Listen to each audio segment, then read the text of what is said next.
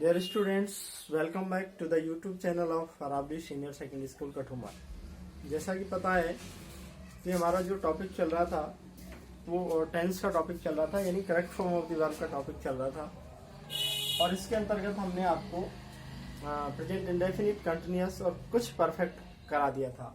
और अभी जो चल रहा था अपना वो कौन सा चल रहा था? Present perfect. ये प्रेजेंट परफेक्ट टेंस चल रहा था और प्रेजेंट परफेक्ट की जो सामान्य जानकारी थी वो हमने आपको दे दी थी। प्रेजेंट परफेक्ट की पहचान हिंदी में, हेल्पिंग वर्ब, वाक्य बनाने के तरीके और ये सारी बातों पर अपन फोकस कर चुके थे। अब अपन को देखना ये है कि इसमें से क्वेश्चन कैसे आएगा और अपन को जवाब कैसे देना, ये अपन को अब देखना है। तो देखिए, use of present perfect.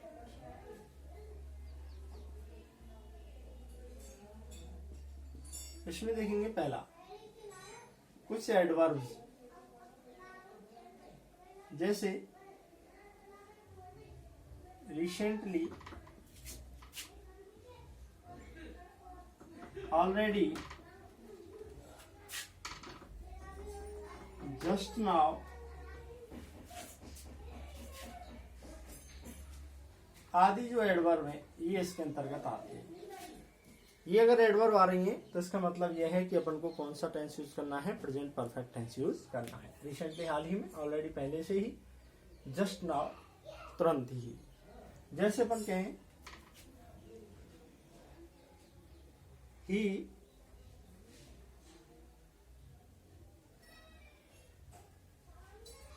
Already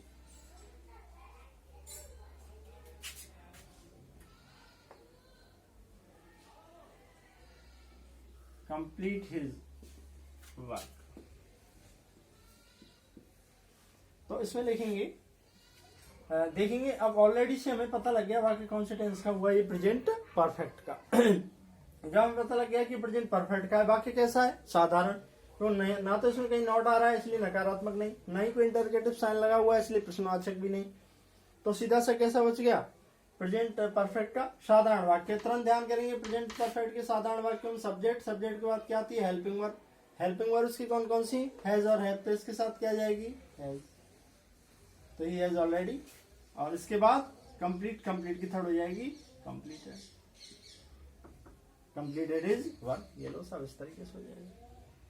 ठीक है।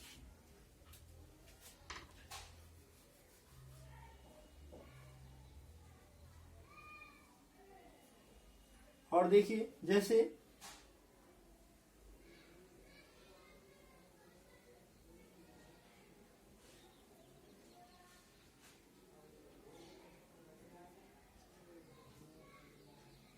ते खाली जगह,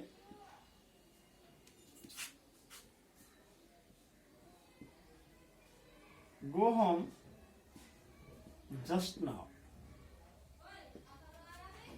तो कैसे देखेंगे? जस्ट नाउ से पता लग गया प्रेजेंट परफेक्ट टेंस यूज होगा। और इससे पता लगने के बाद अपन देखेंगे प्रेजेंट परफेक्ट का वाक्य साधारण वाक्य। साधारण वाक्य में सबसे पहले सब्जेक्ट, सब्जेक्ट इसमें दे रखा है और सब्जेक्ट के बाद लगाते हैं हेल्पिंग वर्ब। हेल्पिंग वर्ब इसकी दो है, हैज और हैव। तो इसके साथ लग जाएगी क्या? हैव। और एमबी की क्या जाएगी? Third form. They have gone home just now. They have gone home just now. वे हाल ही में जो है वो अपने घर जा चुके हैं। इस तरीके से इसका यूज होगा। ठीक है भाई। अच्छा, दूसरा इसका देखेंगे। दूसरी बात जो इसके अंतर्गत है तो उसमें जो विशेष ध्यान देने वाली बात है वो ये है,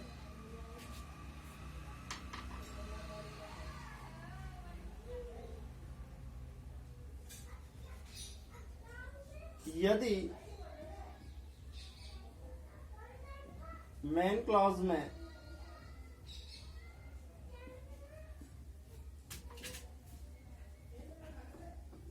फ्यूचर टेंस दे रखा हो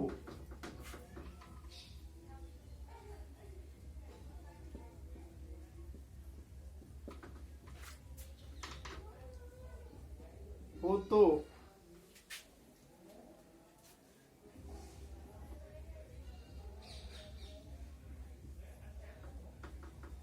टाइम क्लॉज में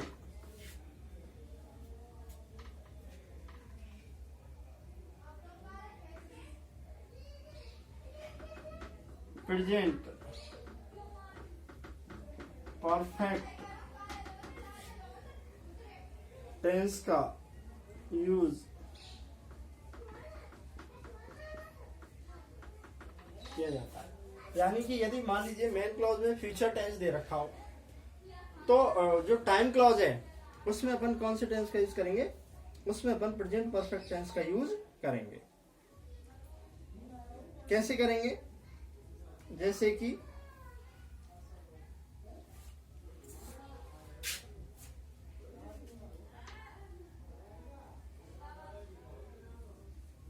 वी शैल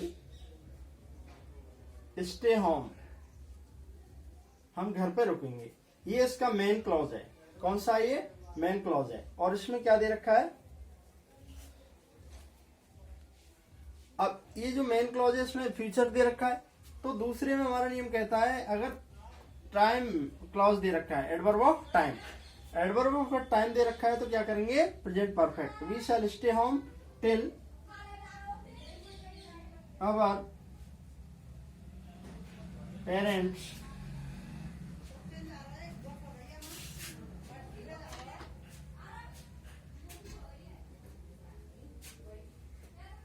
रिटर्न। तो अब इससे पता लग गया इसमें अपन क्या दे रखा है? मेन क्लॉज में फ्यूचर दे रखा है और यहाँ टाइम क्लॉज दे रखा है, एडवर्ब क्लॉज ऑफ टाइम दे रखी है।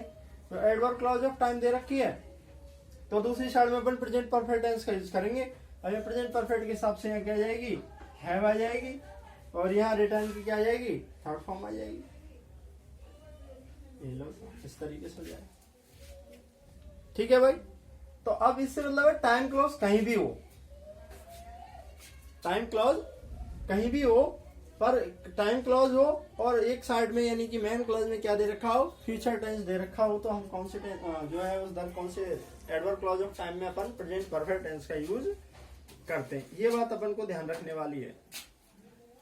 आएगी नहीं बात? इस तरीके से अपन इसका यूज करेंगे।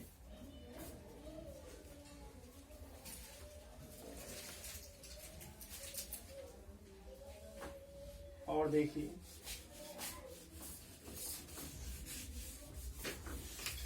और उदाहरण देख लीजिए इसका भी। जैसे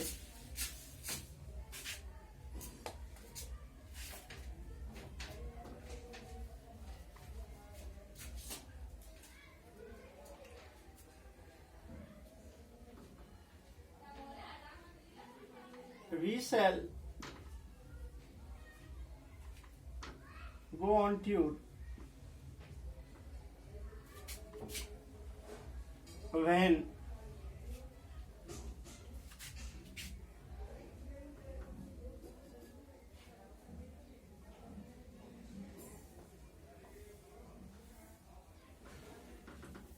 summer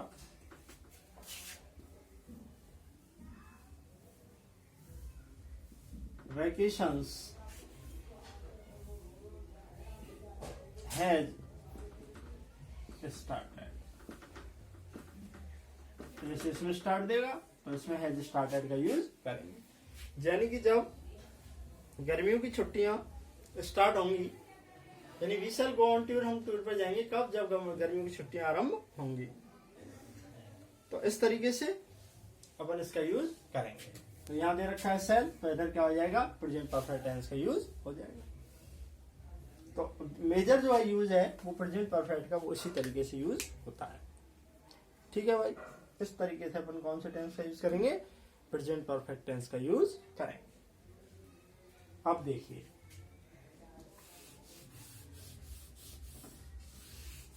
अब ये तो और देख लो।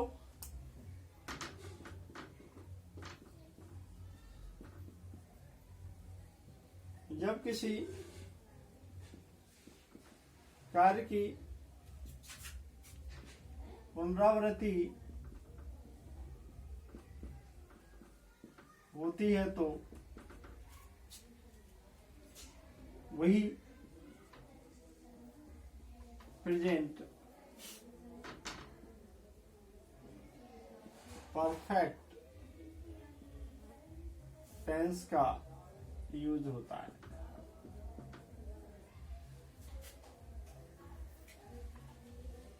जैसे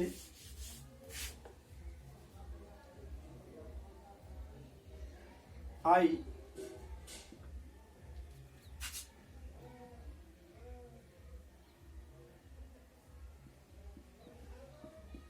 विजिट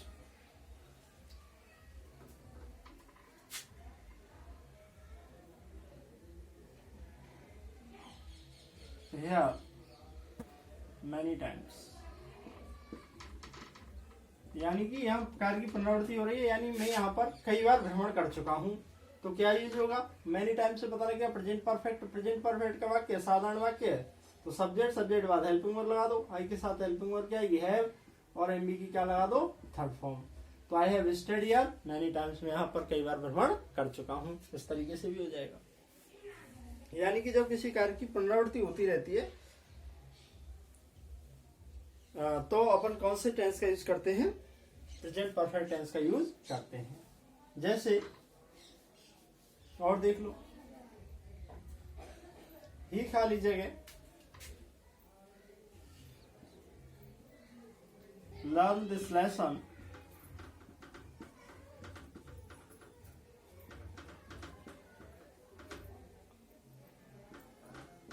लॉट्स ऑफ टाइम। कैसे करेंगे, लॉट्स ऑफ टाइम मैंने कई बार, वही बात है। तो यहाँ इससे पता लग गया कार्य की पुनरावृत्ति हो रही है, वाक्य साधारण है, कर्ता एकवचन है, इसलिए क्या लगा दो, हैज, और एमबी की क्या लगा दो, थर्ड फॉर्म। ले लो साहब, इस तरीके से हो जाएगा। तो इस तरीके से भी अपन इसमें कौन से टेंस का यूज करते हैं, प्रेजेंट परफेक्ट टेंस का यूज करते हैं। ठीक है भाई, ये हो जाएगा। अब देखते हैं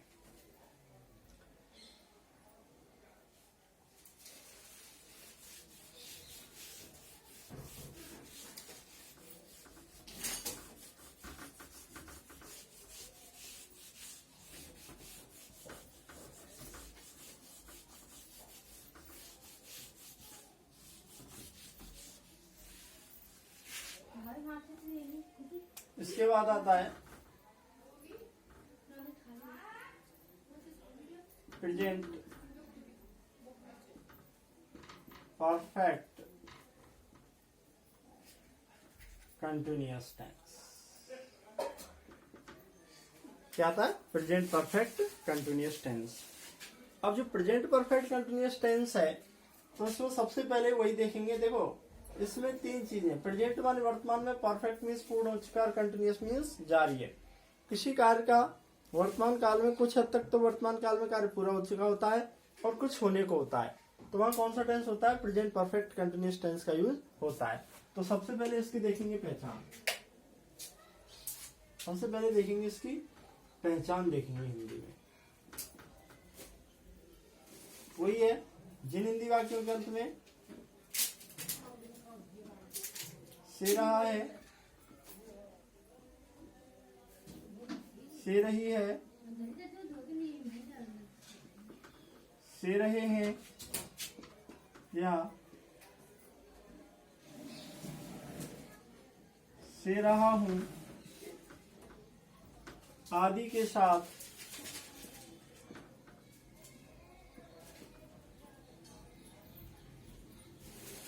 समय अवधि भी दी जाती है।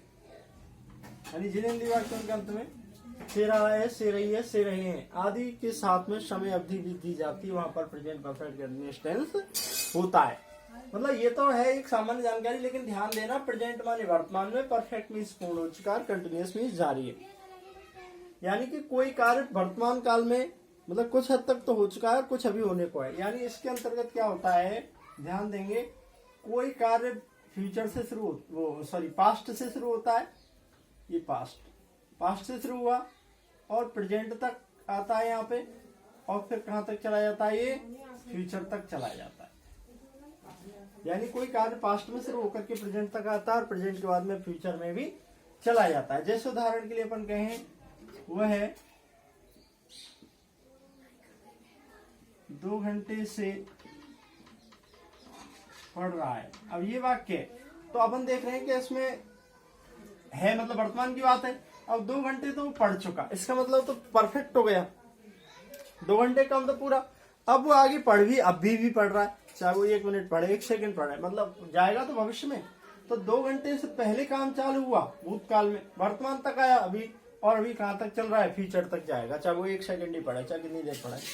तो इस तरीके से क्या होता है, इसमें प्रेजेंट परफेक्ट टेंस होता है। यानी वो 2 घंटे तो पढ़ चुका और अभी पढ़ रहा है, इसका मतलब 2 घंटे पढ़ चुका वो परफेक्ट हो गया, और अभी पढ़ रहा है, इसका मतलब कंटिन्यूअस है। तो इस तरीके से हो गया प्रेजेंट परफेक्ट कंटिन्यूअस। इस बात पर ध्यान देना है अपन को, समझ में आई ना। यानी प्रेजेंट परफेक्ट कंटिन्यूअस में क्या होता है, कोई कार्य भूतकाल में जारी शुरू होता है, भूतकाल से वर्तमान तक आता है, और वर्तमान से कहां तक जाता है, भविष्य तक जाता है। जैसे वो 2 घंटे इससे पढ़ रहा है, मतलब 2 घंटे तो पढ़ाई पूरी कर चुका और अभी चल रही है, अब चाहे कितनी देर चलेगी ये अलग बात है। तो इस तरीके से यहाँ पर कौन सा टेंस होता है, प्रेजेंट परफेक्ट कंटिन्यूअस टेंस यहाँ पर होता है।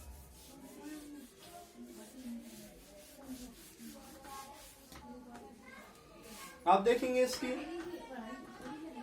हेल्पिंग वर्ब, एक तो है हैज बीन, यानी वही तरीका, ही सी इट, या कोई नाम हो तो हैज बीन। दूसरी है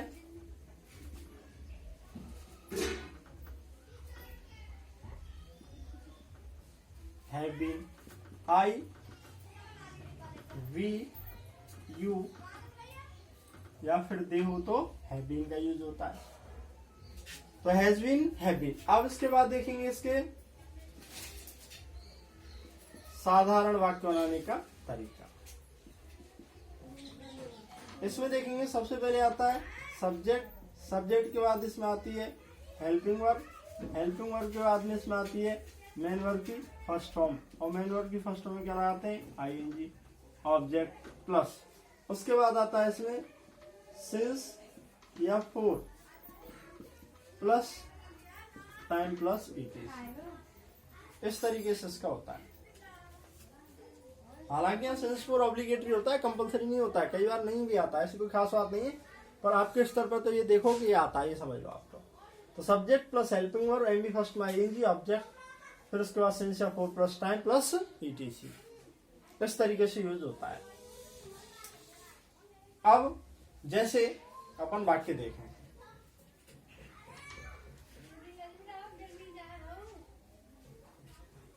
वह है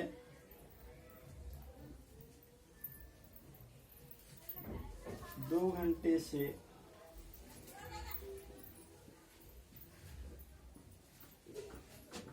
पढ़ रहा है, ये वाक्य है। अब इस वाक्य को देखेंगे तो ये पहले देखेंगे वाक्य कौन से टेंस का हुआ, प्रेजेंट परफेक्ट टेंस का, प्रेजेंट परफेक्ट कंटिन्यूअस का। कैसे पता लगा, से रहा है आ रहा है और साथ में क्या दे रखी है, समय अवधि दे रखी है। तो से रहा है आ रहा है, साथ में क्या दे रखी है, समय अवधि दे रखी है। इसका मतलब प्रेजेंट परफेक्ट कंटिन्यूअस टेंस का वाक्य हो गया। अब प्रेजेंट परफेक्ट कंटिन्यूअस टेंस का वाक्य हो गया, तो प्रेजेंट परफेक्ट कंटिन्यूअस का कैसा वाक्य है, साधारण। कैसे है साधारण, क्योंकि ना तो इसमें कहीं नहीं आ रहा है, ना ही कोई इसमें प्रश्न पूछा गया है, तो सीधा सा कैसा बच गया, साधारण। तुरंत ध्यान करेंगे प्रेजेंट परफेक्ट कंटिन्यूअस के साधारण वाक्य का सूत्र क्या होता है, क्या लगाते हैं, सबसे पहले सब्जेक्ट। इसमें सब्जेक्ट क्या है, वह है, वह की इंग्लिश क्या होगी, ही। इसके बाद नियम कहता है क्या लगा दो, हेल्पिंग वर्ब। हेल्पिंग वर्ब कौन कौन सी है इसकी, हैज बीन और हैव बीन, तो ही के साथ क्या आ जाएगा यहाँ पे, हैज बीन। इसके बाद नियम कहता है क्या लगा दो, मेन वर्ब की फर्स्ट फॉर्म। अब मेन वर्ब क्या है यहाँ पे, पढ़ना। अब देखो ये पढ़ना है, इसके लिए रीड मत यूज करना, क्योंकि जो रीड वर्ब है वो तो होती है क्या, वो होती है, इसको बोलते हैं सकर्मक क्रिया, ट्रांजिटिव वर्ब, अर्थात उसके साथ तो कर्म आएगा। रीड पढ़ रहा है, क्या पढ़ रहा है, तो कुछ तो बताना पड़ेगा। और ये मतलब पढ़ना, ये स्टडी, पढ़ना क्या है यहाँ पे, ये स्टडी वर्ब यूज करेंगे, स्टडी, और स्टडी में आएंगी तो study.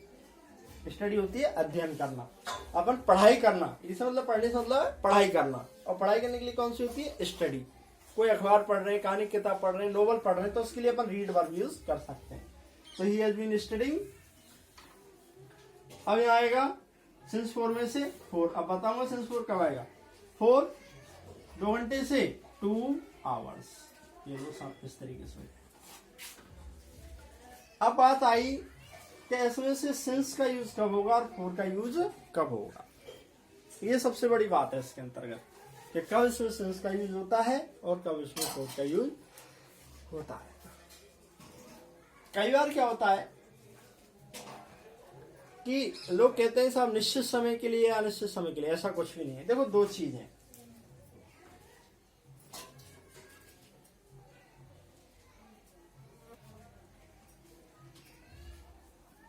Point of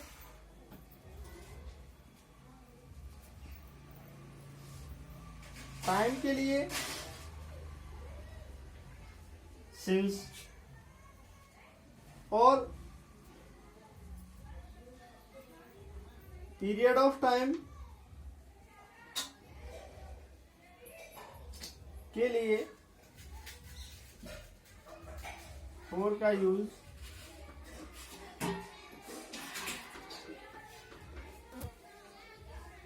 point of time के लिए सिंस और पीरियड ऑफ टाइम के लिए फोर का यूज किया जाता है। ये ध्यान रखने वाली बात है। अब क्या होता है पॉइंट ऑफ टाइम और क्या होता है पीरियड ऑफ टाइम, तो देखेंगे ऊपर, इसको आप अपनी कॉपी में नोट करेंगे।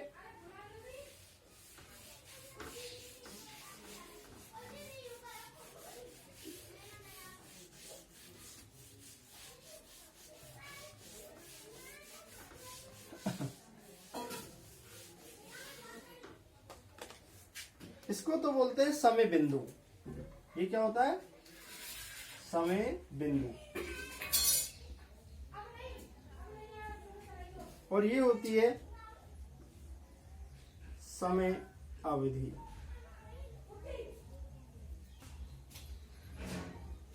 ये होता है समय बिंदु और ये होती है समय अवधि। कैसे? जैसे देखो अपन कहें कि मान लो 2 बजे कहें अपन, तो 2 बजे घड़ी में फिक्स बजते हैं, चाहे वो 2 बजे हो, चाहे 2:15 हो, 2:30 हो, 2:45 हो, 2:07 हो, 2:03 हो, एक फिक्स टाइम होता है ऐसा। तो ये तो क्या हो गया पॉइंट ऑफ टाइम। अब अपन मतलब पॉइंट एक फिक्स होता है ना, ये तो चाहे 2:03 हो रही है, चाहे 2:07 हो रही है, चाहे 2:15 हो रही है, फिक्स होते हैं सब घड़ी में। इसका मतलब ये क्या हो गया? पॉइंट ऑफ टाइम हो गया।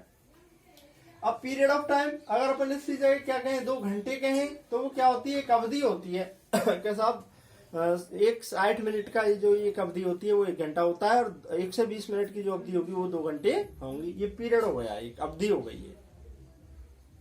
अच्छा, तो इस तरीके से इसके बाद अपन कहें कि तो यहां तो आएगा क्या? सिंस, और यहां आएगा क्या? फोर। अब इसके बाद अपन कहें ऐसे ही आगे बढ़े, जैसे दिन है 1 दिन 2 दिन। अब जैसे मतलब कि संडे मंडे, सप्ताह के 7 दिन, यानी कि सप्ताह के 7 दिनों के लिए क्या करेंगे? सिंस यूज करेंगे। क्योंकि जैसे कहें आज सैटरडे सैटरडे फिक्स है, आज का दिन कौन सा है? सैटरडे है। लेकिन अपन कहें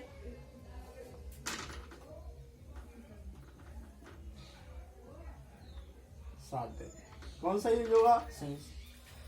क्योंकि आज जैसे शनिवार है, रविवार फिक्स होता है कि आज शनिवार है, रविवार है, गणना थोड़ी करनी पड़ती है, इसके लिए सिंस। लेकिन अगर कहें अपन दिन, कैसे कहें? संख्या में दिन कहें, 1 दिन 2 दिन 10 दिन 20 दिन, तो क्या आ जाएगा इसके लिए? 4 का यूज होगा।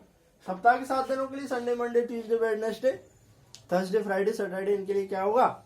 सिंस। अब अगर दिन कहें 1 दिन 2 दिन 10 दिन 20 दिन 50 दिन, तो क्या आ जाएगा? 4। इस तरीके से। इसके बाद अपन देखें महीनों की बात करें तो 12 महीने के नामों के लिए तो सिंस, जैसे जनवरी फरवरी मार्च अप्रैल मई इत्यादि, इनके लिए तो क्या होगा? सिंस।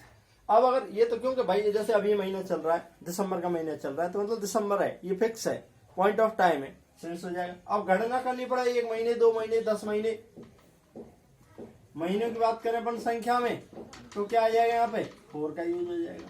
12 महीने के नामों के लिए सिंस, जब ये महीना यूज करें, मंथ अगर यूज करें, तो इसके लिए क्या हो जाएगा? 4 हो जाएगा। अब आई बात सालों में तो जैसे सेशन होता है, जैसे ईयर्स कहें अपन, जैसे साल, जैसे कहें अपन 2020 2021, कोई भी सन अगर कहें, तो उसके लिए होगा क्या, सिंस यूज होगा, कोई भी हो। लेकिन अगर ये तो क्या होता है,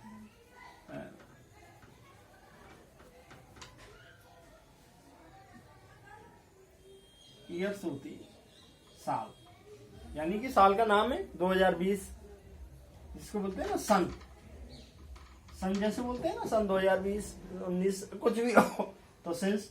लेकिन अगर कहें ईयर्स, साल कहें वर्षों को संख्या में, तो क्या हो जाएगा 4। जैसे 1 साल 2 साल 10 साल 20 साल 50 साल, तो क्या हो जाएगा 4। अब ध्यान दे लो, अगर ये चीज समझ नहीं आई हो पॉइंट ऑफ टाइम और पीरियड ऑफ टाइम, तो ये समझ ले। आप तो देखिए छोटी सी चीज है, बजे के लिए क्या होगा सिंस, घंटों के लिए, मिनटों के लिए, सेकंडों के लिए क्या होगा 4। उसके बाद आगे बढ़ेंगे, दिनों के नाम, सप्ताह के 7 दिनों के नामों के लिए सिंस। अगर संख्या में दिन कहेंगे 1 दिन 10 दिन 20 दिन तो 4। अब चलो महीने, अब महीनों की बात करें, जनवरी फरवरी मार्च अप्रैल इत्यादि 12 महीने के नाम की बात करें, तो उसके लिए होगा सिंस। और अगर संख्या में महीने कहें 1 मंथ 2 मंथ 3 मंथ 4 मंथ जो भी है, तो उसके लिए होगा 4। अब बात आई साल, सन। अगर वर्षों के नाम बताएं, सन 2001 2002 2010 20 जो भी है, तो आ जाएगा सिंस। और ईयर्स अगर कहें वर्षों की संख्या में कहें 1 साल 2 साल 10 साल 20 साल 50 साल, तो इसके लिए आ जाएगा 4। ये ध्यान रखना है आपको। तो जैसे हमने यहाँ पर 2 घंटे यूज किया, इसका मतलब क्या किया, 2 आवर्स यूज किया, 4 यूज किया। अगर इस जगह पर होता 2 बजे, तो क्या लगा देते, सिंस लगा देते। और वो एक भाषा भी होता है कि वो समय बजे सन माह तारीख बतावे, और वो कहते हैं ना 4 छोड़ के सिंस लगावे, जैसा आपको जानते हो। अब हम तो इस तरीके से ध्यान देंगे, ठीक है भाई, इस तरीके से इसका यूज हो जाएगा।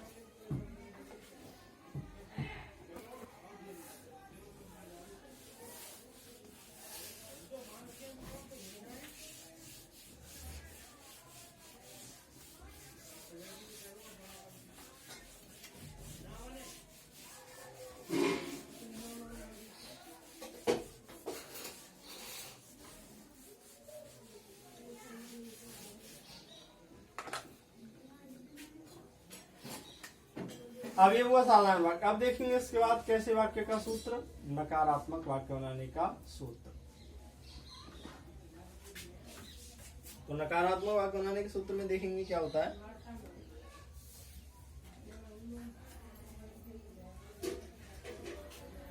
सबसे पहले इसमें लगाओ सब्जेक्ट, सब्जेक्ट के बाद लगा दो हेल्पिंग वर्ब, हेल्पिंग वर्ब के बाद लगा दो नॉट, नॉट के बाद लगा दो मेन वर्ब की फर्स्ट फॉर्म, मेन वर्ब की फर्स्ट फॉर्म में क्या लगा दो ING plus object plus 28 plus since या 4 प्लस टाइम प्लस पीटीसी।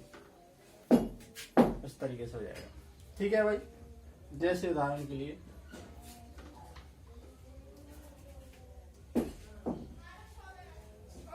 वो है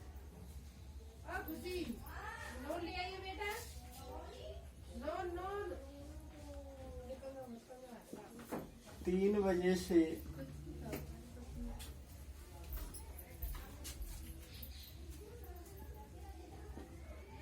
'क्रिकेट नहीं खेल रहा है।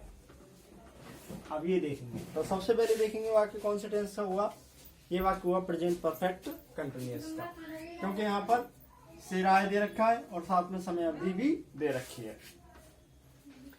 अब देखेंगे प्रेजेंट परफेक्ट का हो गया, प्रेजेंट परफेक्ट कंटिन्यूअस का हो गया। अब देखेंगे वाक्य कैसा है, नकारात्मक। कैसे पता लगा, नहीं दे रखा है।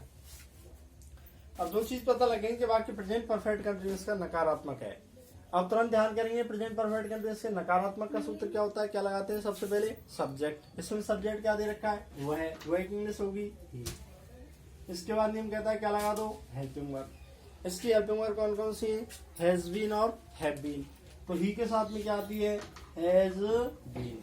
लेकिन ध्यान रखने वाली बात यह है, जब हेल्पिंग वर्ब 2 शब्दों वाली हो और वाक्य नकारात्मक हो, तो नॉट दोनों के बीच में आता है। तो ही हैज नॉट बीन, ऐसे आएगा।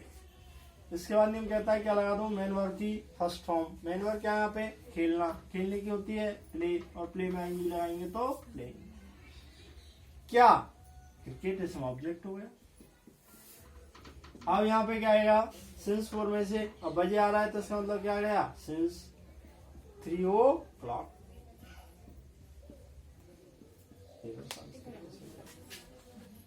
इसके बाद देखेंगे प्रश्नवाचक वाक्य बनाने का तरीका। तो प्रश्नवाचक वाक्य बनाने के तरीके में अपन देखेंगे कि इसमें सबसे पहले क्या आएगी, हेल्पिंग वर्ब। हेल्पिंग वर्ब के बाद में सब्जेक्ट, सब्जेक्ट के बाद में वही मेन वर्ब की फर्स्ट फॉर्म, मेन वर्ब की फर्स्ट फॉर्म में आईएनजी, ऑब्जेक्ट, फिर वही सिंस या for plus time plus etc और क्वेश्चन। जैसे बना दो आपली ले आया बंदिए, दो यारा दी ले आया चादर फला, खून वाली फिरे जट खेती करदा, का तू प्यार वाली बीज दी है फसला। क्या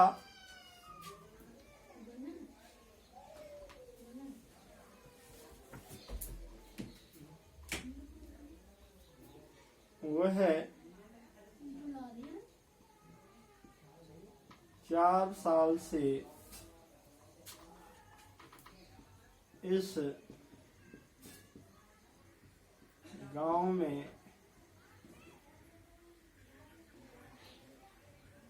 रह रहा है। अब ये देखेंगे वाक्य कौन से टेंस का हुआ। सबसे पहले तो प्रेजेंट परफेक्ट कंटीन्यूअस का हुआ, क्यों, से राय आ रहा है, साथ में समय अवधि भी दे रखी है। उसके बाद देखेंगे वाक्य कैसा है, प्रश्नवाचक है। हम ध्यान करेंगे प्रश्नवाचक वाक्य में सबसे पहले क्या आती है, हेल्पिंग वर्ब। इसकी हेल्पिंग वर्ब है 2, हैज बीन और हैव बीन। अब यहाँ पर अपन कौन सी वर्ब यूज करेंगे, हैज बीन। क्यों करेंगे हैज बीन, क्योंकि करता क्या है यहाँ पे, वह है, तो वह को ही के हिसाब से हैज बीन आएगी, तो हैज बीन। अब लेकिन बात यह है कि जब वाक्य प्रश्नवाचक हो और हेल्पिंग वर्ब 2 शब्दों में हो तो जो सब्जेक्ट है वो दोनों के बीच में आता है, तो हैज ही बीन। इसके बाद वही एमबी की फर्स्ट फॉर्म। एमबी में क्या यहाँ पर रहना, रहने की होती है लिव, लिव में आएंगी तो living, has he been living इस गांव में, इन दिस विलेज। और इसके बाद क्या आ जाएगी, अब यहाँ पे क्या आएगी, 4। क्यों आएगी 4, क्योंकि साल दे रखे हैं। अगर 2001 2010 ऐसे दे रखी होती तो सिंस आता, तो 4 इयर्स, 4 इयर्स, 4 वर्ष से यहाँ पे has he been living in this village for 4 years. अब बात आई प्रश्नवाचक नकारात्मक की, तो नॉट सब्जेक्ट के तुरंत बाद आ जाएगा, बस ये ध्यान रखना है। जैसे इसी को अपन कहें तो कैसे बनेगा, हैज ही नॉट बीन, ऐसे बन जाएगा, लिविंग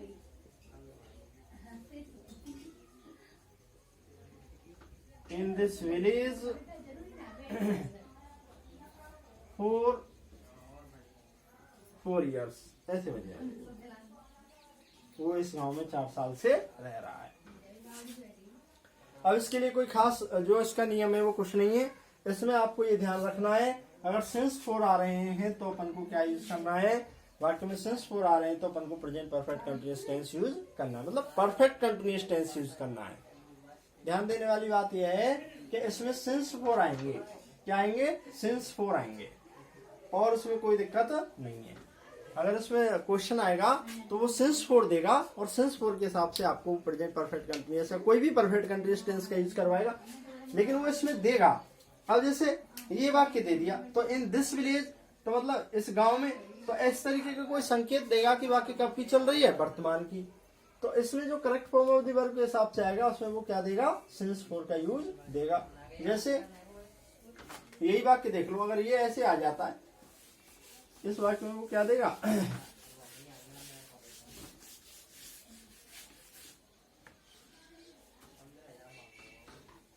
ये वाक्य जैसे, तो इस वाक्य को अगर देगा तो कैसे देगा, ही